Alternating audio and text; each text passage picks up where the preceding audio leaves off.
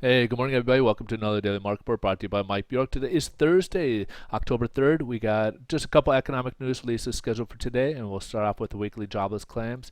We had 307,000 people applying for unemployment last week. The claims were, forecast is a little bit higher at 313, and it came at 308. So this is something to kind of keep an eye on as, again, we've been kind of this has been declining each over time period here. So we were in the 320s, 330 range. Now we've kind of dipped down to about 300, 310 range, and this 300 is kind of an important threshold once we dip below there. So that could be something the Feds obviously keep an eye on, and potentially could affect interest rates later on.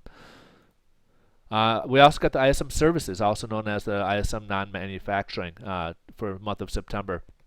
We had a 58.6% growth for the month of August, and the forecast was supposed to be about 57.5, and we ended up being at 54.4%. So what that means is that the service industry has declined.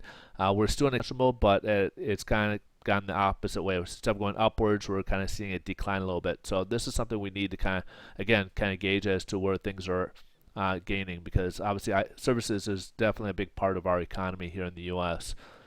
Now we're going to jump over to the headline news, and stock market's down. We got day 3 of the government shutdown here, and a lot of it has to do with we got the mixed results on the economic news, but also the Treasury kind of gave some warnings, basically talking about, we got the debt ceiling, and we're about ready to go past the debt ceiling. We need to get that resolved, as well as if we default, it could be more. He feels it could be more catastrophic than the '08 meltdown of the financial crisis.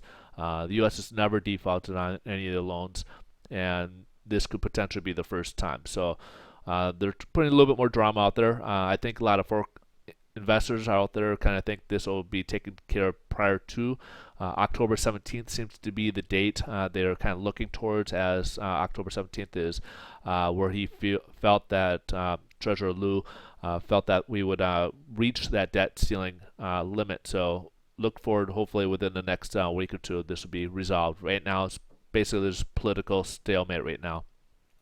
Also, a little bit more volatility in the day. We'll have some Fed members speaking at different engagements throughout the U.S. So anything that they mention could be, could be taken into account and affect the markets as well.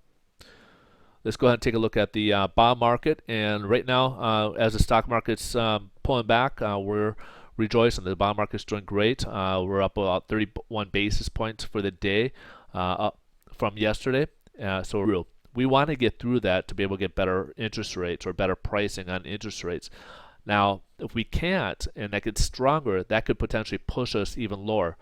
Now, if you look at the blue line, the 10-day moving average, you can also see that that's rising. At some point, that's going to create a push upwards or push downwards. And if we can't make it past that ceiling, we could eventually come downward and correct a little bit more before we can make our way upwards again.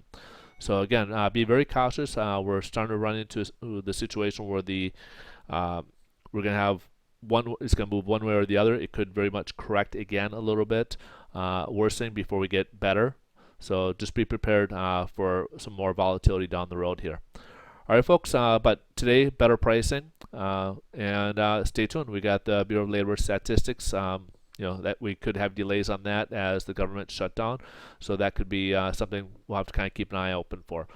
All right, folks, thanks for watching. I hope you guys have a great day, and stay tuned tomorrow. Tomorrow will be the big day with the jobs numbers.